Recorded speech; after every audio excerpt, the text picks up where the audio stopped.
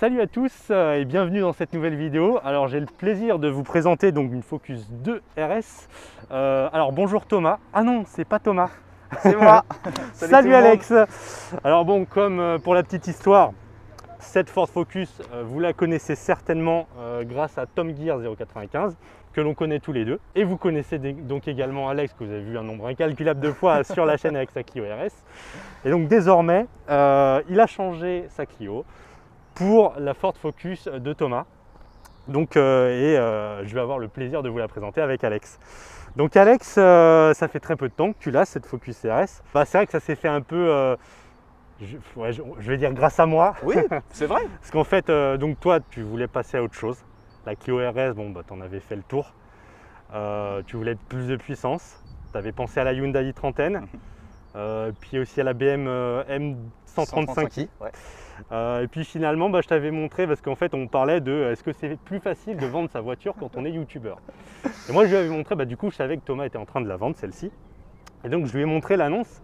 Et là il m'a fait waouh, elle est trop bien, je la veux. Exact. Voilà, c'était le coup de cœur en fait. Mais je pense que tu t'en rappelles, Antoine, on en avait discuté il y a à peu près un an et je t'avais dit que si je partais chez Ford, ce serait sur une Focus RS MK2. Et je t'avais même dit, il faudra que tu mettes parce que j'en voudrais absolument une en vert austral. Donc c'est chose faite. Un petit peu grâce à toi, effectivement, parce que je voulais partir sur une M135i. On était décidés.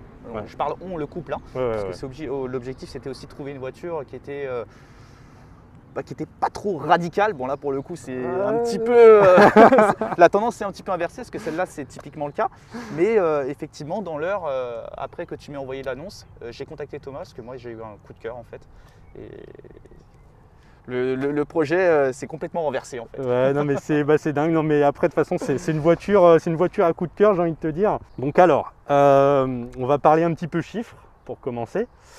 Donc 305 chevaux, donc moteur stock, alors 440 Nm. Donc elle est de quelle année? Elle est 2009. 2009. Donc elle a un petit peu roulé, donc elle a 100... Ouais, donc je l'ai eu à 131 500 km et aujourd'hui elle a un petit peu plus de 132 000. Voilà. Donc tu as eu le temps de te faire la main un petit peu quand même. Un petit peu, ouais, effectivement. J'ai eu le temps de faire deux pleins. Ouais, alors oui, alors ça va vite. Alors pour le coup, alors ça c'est vrai que vu qu'on est dans les chiffres, on peut en parler. L'avantage que celle-ci a sur celle-là, c'est la taille du réservoir.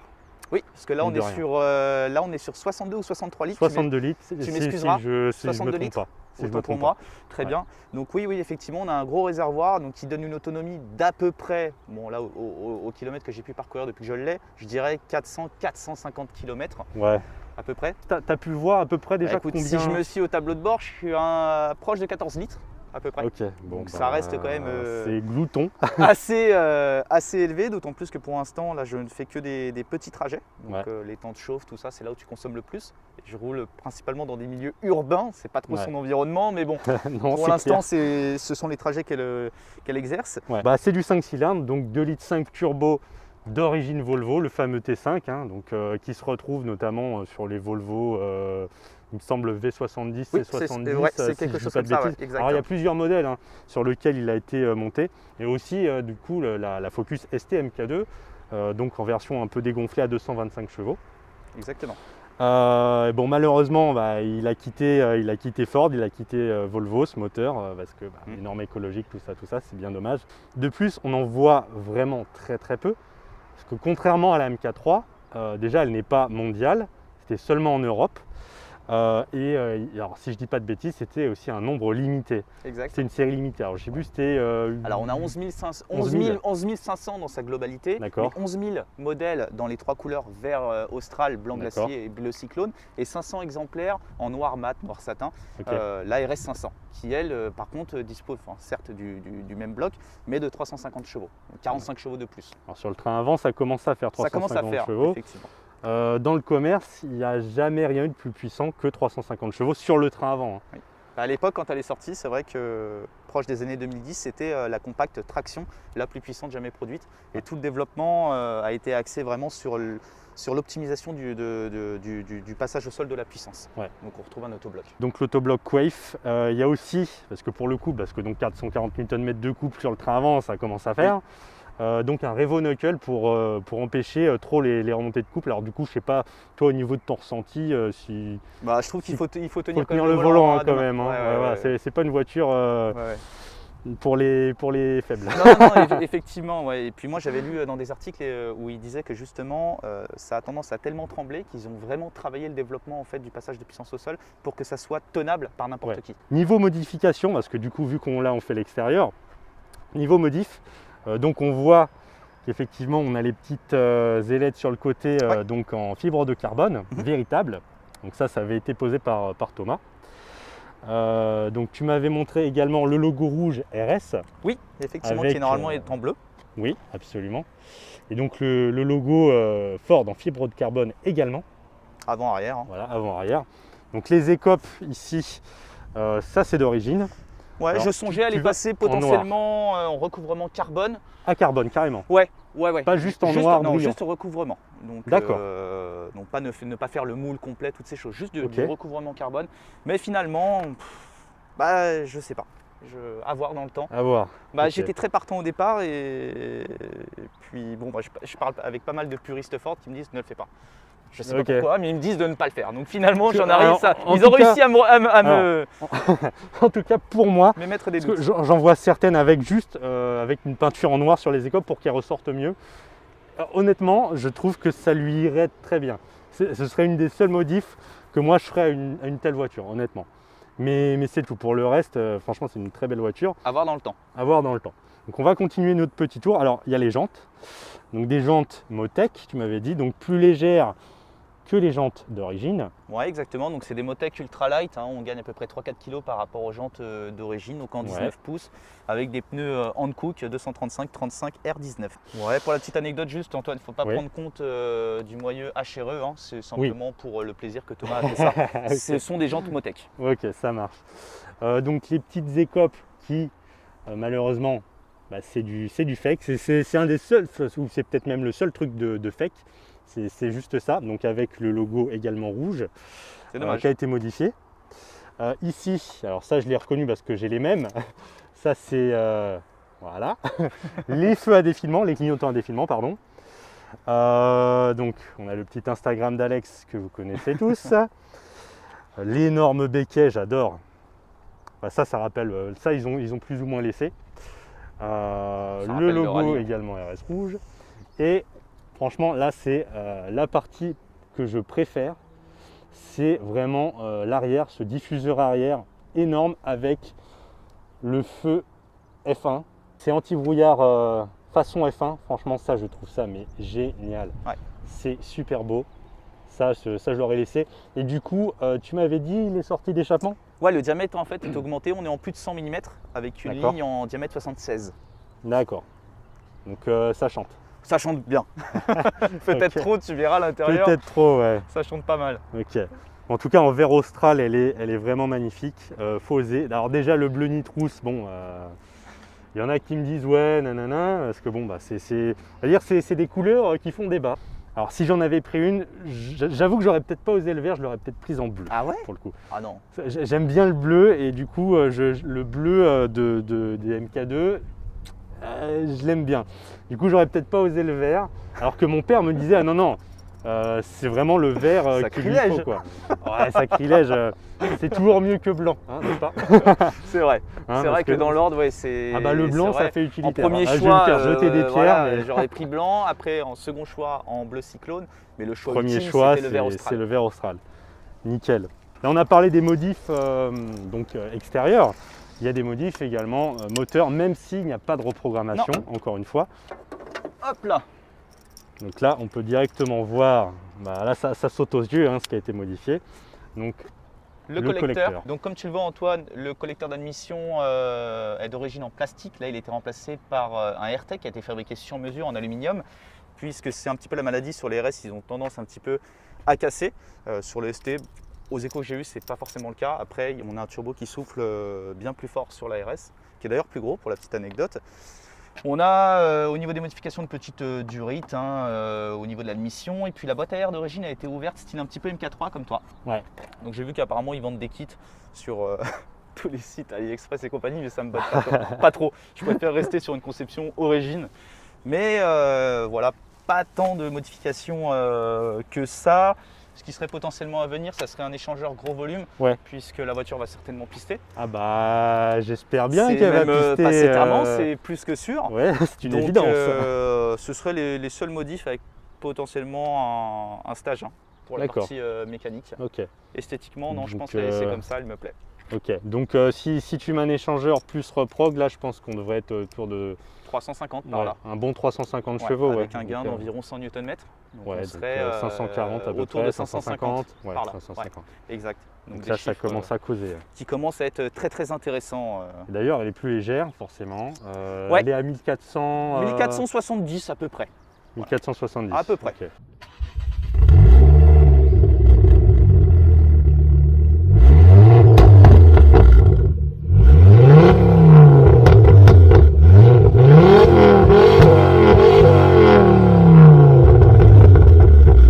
Oh là là là là. Bon Antoine, du coup je prends le relais avec la caméra pour que tu puisses te concentrer. C'est gentil. Et tester du coup cette Focus RS MK2. Je pense que tu dois être content parce que c'est vrai que c'est une voiture avec laquelle tu avais hésité comme tu l'as mentionné en début de vidéo. Absolument, ouais, franchement. Alors, c'est vrai qu'une des petites choses qui m'avait freiné, alors on en parlera vite fait parce que c'est pas le but de cette voiture, c'est l'intérieur. Bon, il a pris un petit coup de vieux. Bon, c'est pas autant que la MK1, bien sûr. La MK1, je trouve ça, l'intérieur, je le trouve vraiment passé. Il a pris un petit coup de vieux. Après, bon, ça va. Hein, je dis pas c'est horrible. Non, franchement, ça va. Mais disons que par rapport à la nouvelle génération, tu vois quand même qu'il y a eu un gros cran, beaucoup d'efforts qui ont été faits par Ford. Ouais, c'est surtout en fait au niveau de la console centrale que ça a réellement pris un coup de vieux. Après, on a la possibilité de le moderniser un petit peu l'intérieur en installant un autoradio qui épouse les formes justement d'origine. C'était ma volonté. Pour éviter le cliché de mettre des grandes tablettes énormes. Mais oui, l'intérieur a pris un petit coup de vieux. Également le volant. Je partage ton avis, Antoine. Alors en tout cas, au niveau de la sonorité, c'est un truc de malade. Ouais, franchement, mais c'est un truc de malade. Bon, quand on accélère un petit peu, j'ai assez hâte d'avoir ton ressenti sur la sonorité intérieure. Parce que moi, je constate en fait qu'on entend vraiment un bruit de bourdonnement. Alors oui, j'allais te le dire, effectivement. Bon, là, on est à des faibles vitesses. Alors du coup, je ne sais pas si c'est le cas à haute vitesse, enfin sur autoroute. Parce que le bourdonnement, il est quand même vachement présent. Ouais. Ouais. Ce qui est terrible, c'est en fait quand tu lâches les gaz, le Ouais. alors que quand tu maintiens, ça va encore, mais on a quand même un bruit de bourdonnement qui Ouais. est quasi permanent. Il y a en une fait. caisse de résonance assez importante. Ouais. Donc à voir, ça ferait potentiellement partie des prochaines modifs entre guillemets mécaniques, d'installer peut-être d'installer peut-être une ligne d'échappement avec la pelle. Oh, la vache. Tu sens que le couple est là quand même. Hein. Et encore là, j'étais même pas à la moitié de la pédale, enfin, Alors de la course. tu verras Antoine, ouais effectivement, excuse-moi je t'ai un peu coupé, mais en fait cette voiture ce qui est vraiment très agréable c'est d'avoir la sensation qu'on ressent le couple en permanence sur quelconque rapport. Ouais. Ah ouais, là c'est... Waouh. Tiens, on ne l'a pas souligné, il y a un bandeau. Ouais, il y a un bandeau par soleil. Je sais pas ce que t'en penses, moi j'aime bien ça, je trouve que ça renforce un petit peu le côté pistarde. Ouais, en tout cas au niveau de l'intérieur, on retrouve, c'est vrai que ça j'en ai pas parlé, les fameux manomètres. Comme depuis la MK2 et donc qu'on le retrouve sur la MK3, même s'ils ont évolué. Ils sont plus petits maintenant sur la MK3. Là, je les trouve mieux, tu vois. Ils sont plus lisibles, ils sont plus gros, surtout celui du turbo. Ouais. Puis, le modifié que j'aime bien, c'est ça, cette petite Ah, t'aimes bien fantaisie là. Toi, t'aimes pas? Ah bah moi j'adore. Ah, mais bon, d'accord. là c'est vrai que les quelques abonnés qui sont passés, donc ouais environ 4-5 depuis que j'ai la voiture, bah généralement ils aiment pas. Ah ouais. Moi je trouve ça génial. Ça aussi, j'aime bien. Le petit pommeau en carbone. Enfin, Ouais. il tombe bien sous la main. Exactement. Moi, je le trouve nickel. Et je pense d'ailleurs que c'est ça qui va faire que je vais le garder avec, dans le temps. Parce que ouais, effectivement, à manipuler, il est vraiment très agréable. Ah ouais, ça aussi, ouais, faut faire Alors oui, les vachement deux attention. danes. Parce que la voiture est en ressort court A-back. Et Alors effectivement, faut tenir le volant. Hein. tu vois, je te l'avais dit, ça bouge un petit peu. Hein. Ouais. Ouais, tu sens qu'on le couple, le turbo il se met vraiment en route. Ouais. Ouais, le volant, t'as intérêt à le tenir. Et t'as vu, la puissance passe quand même bien au sol. Hein. On n'a pas, Ouais. quasiment pas de patinage. Non, là, bon, on est sur sol très sec, hein, mais...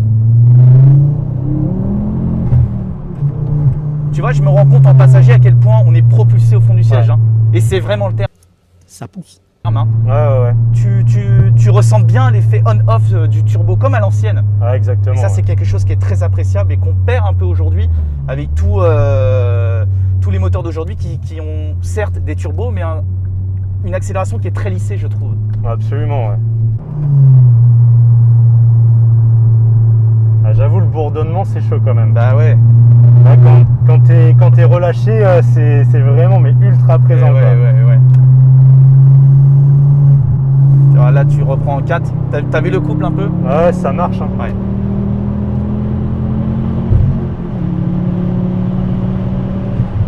Franchement, le turbo, tu le sens énormément. Ouais. C'est un régal, quoi. Et à titre de comparaison par rapport à la tienne quand elle était d'origine, comment tu la positionnes celle-là en termes de ressenti, performance? Je dirais un peu mieux. Un peu mieux que Ouais, la M4 un peu d'origine? mieux que stock, ouais. Bah, souviens-toi, alors en tout cas, si elle fait 305 chevaux, ce qui est possible, ah tiens, c'est sympa ça aussi. Ouais. Ça, c'est sympa SRT. aussi. Ouais. Il y a plus de sensations dans celle-là. Ouais. Il n'y a pas photo. Il n'y a pas photo.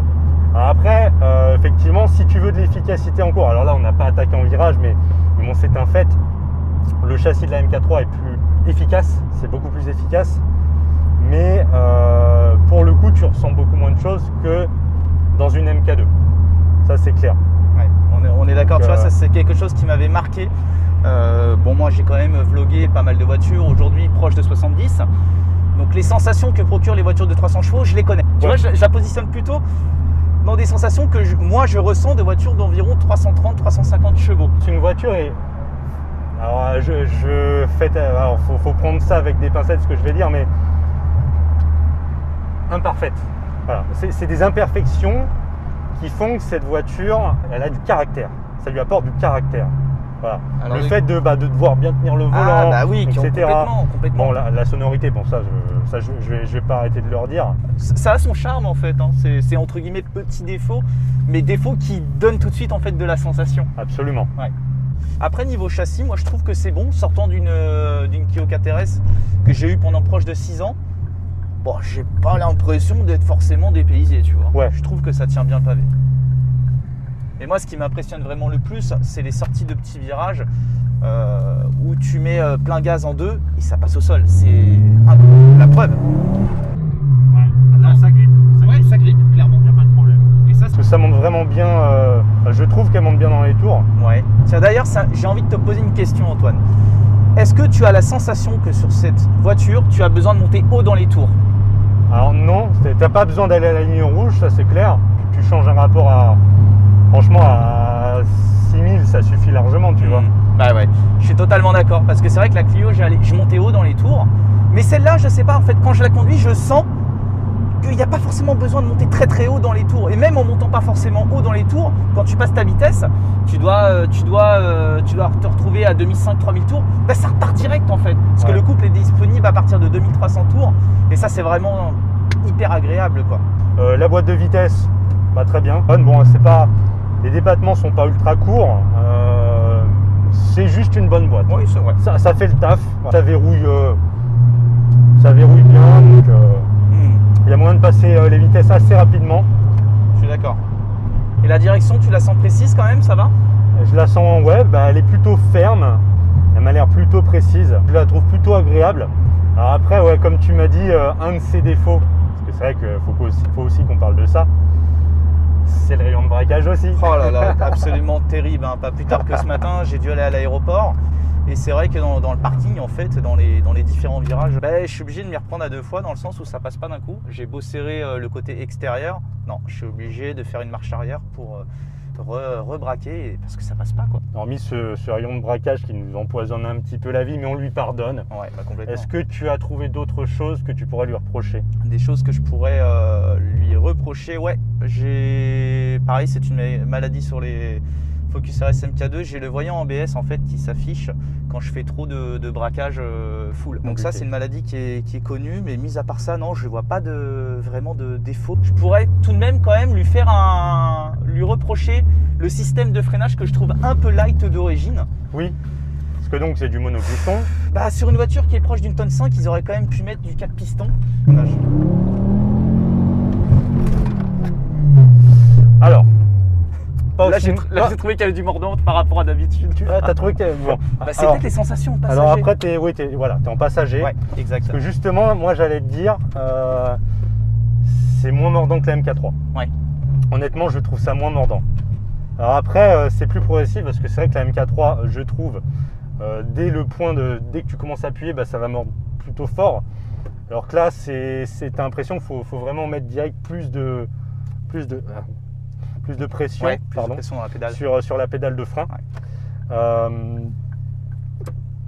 Alors après, reste à voir l'endurance. Bon, Ouais. parce que bon, le dosage de la pédale, c'est une chose. Parce que du coup, ça va être peut-être plus facile à doser. Maintenant, reste à voir l'endurance.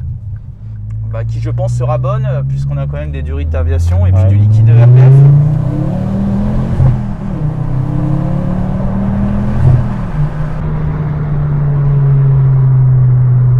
Au niveau des sensations,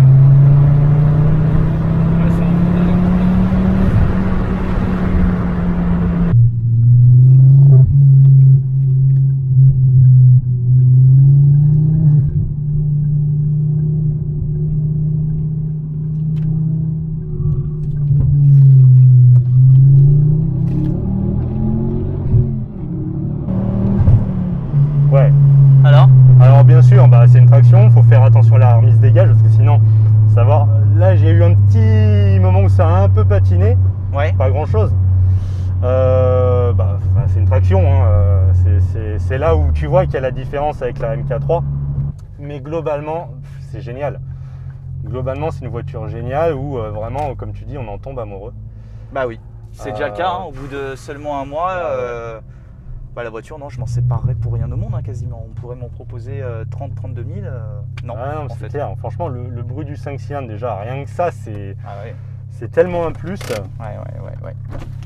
Ah non, et puis je pense que c'est une voiture avec laquelle on va pouvoir vraiment s'amuser sur circuit, quoi. La cote on n'en a pas parlé. des Focus RS MK2 est vraiment, je trouve, montante. Oui. Elle a toujours été stabilisée autour de plus de 20 000 euros. Bon, après, en fonction des couleurs, on a des prix qui diffèrent. Mais aujourd'hui, une verte avec un kilométrage avoisinant les 100 000 km, dans cette configuration-là, on chatouille facilement les 30 000 euros. Ouais. C'est également un point positif, c'est que on sait que c'est un investissement en fait qui est sûr, dans le sens où l'argent investi ne sera pas perdu à la revente. Exactement. Donc ça, c'était aussi important. Alors, pour moi. chose aussi, pardon, je te coupe, dont on n'a pas parlé, c'est les beaux sièges, c'est du Recaro. Exact. Donc Ford est habitué avec cette marque-là. Pour le coup, ils sont moins... Alors c'est des vrais baquets, des enveloppements clés miens. Exact. Quand j'ai pris un virage un peu fort tout à l'heure, je sentais que j'étais, je commençais à glisser un petit peu. Alors bon, je suis fin, mais du coup dans la MK3, non, j'aurais pas glissé. Ouais, t'aurais pas bougé. J'aurais été bien tenu, là un petit peu moins. Bon après, il faut être un peu plus costaud, c'est tout. Ouais. J'ai qu'à faire de la musculation encore Exact. plus. Mais sinon, à part ça, je les trouve très beaux comme ça, en plus en vert. Je sais pas ce que tu as pensé du confort de la voiture. Donc là, on est sur des ressorts Alors, court-Airbag, mais normalement, ça devrait être tape-cul. Et je trouve que dans ces sièges, ça reste confortable. J'ai pas trouvé ça choquant, absolument pas choquant. Ça, moi, j'ai été surpris. Maintenant, voilà, je suis quelqu'un qui, du coup, s'est habitué à avoir des voitures avec des pneus taille basse, des suspensions un peu raides. Encore que la GT86, franchement, ça allait. Mais vu que je suis habitué à la MK3, celle-ci ne m'a absolument pas choqué. Mais en tout cas, c'est vivable au quotidien, complètement, sans problème. Là-dessus, c'est pas un problème du tout. Tu es juste un petit peu secoué sur les dodanes et les imperfections de la route. Ça absorbe moins bien qu'en configuration origine, mais ça reste très correct, même pour une utilisation, je dirais, daily. Hop, nickel. Bon, dans l'ensemble, c'est à la fin. Puisque dans l'ensemble, je pense que c'est un essai qui est concluant. Ah oui, c'est un essai très positif. C'est une voiture qui me plaît, qui m'aurait plu. En tout cas, j'aurais aimé la posséder, sans souci. Non, parce que c'est une voiture avec laquelle je sais que je me serais fait plaisir avec. J'aurais eu autant la banane avec celle-là, sans problème. Si ce n'est plus, je te jure. Vraiment. Si ce n'est plus. Ouais, donne peut-être un peu plus le sourire quand même, tu vois. Donc non, je pense que si j'en avais une, pareil, je l'aurais gardée comme je garde celle-là depuis bientôt 2 ans. J'en doute pas. Donc non, merci franchement Alex d'être venu pour cet essai. C'était un plaisir et puis c'était presque un devoir dans le sens où c'est grâce à toi que j'en suis arrivé là parce que tu m'aurais pas envoyé l'annonce. Je suis d'accord, en tout cas je suis vraiment content de m'être orienté sur ce modèle et de découvrir de fait une nouvelle communauté, hein, la communauté Ford Performance. Et je suis aussi content de savoir qu'aujourd'hui on roule tous les deux en Ford. Parce que La c'est vrai team que, Ford. ouais, on a tendance à sortir ensemble pour nos différents track days, toutes ces choses. Donc c'est cool de sortir les deux belles qui sont en plus dans les couleurs les plus représentatives de leur génération. Ah oui, c'était les porte-drapeaux à chaque fois Ah des bah, Ford complètement. Focus, hein, ces deux-là. Hein. Donc dans cette couleur, dans cette config. Hein. Complètement. Bon bah ok. Bon bah content d'avoir eu ton ressenti Antoine et que tu te sois fait également plaisir Ah et oui, que c'est un tu aies essai, découvert de fait la MK2 à son volant quoi. ouais, bah franchement, encore une fois, merci. Et en Bah, je tout t'en cas, à ceux qui regardent, j'espère que cette vidéo vous aura plu. Je pense que oui, j'espère que oui. Et puis je vous dis à la prochaine. Allez, salut! Allez, salut tout le monde. Ciao.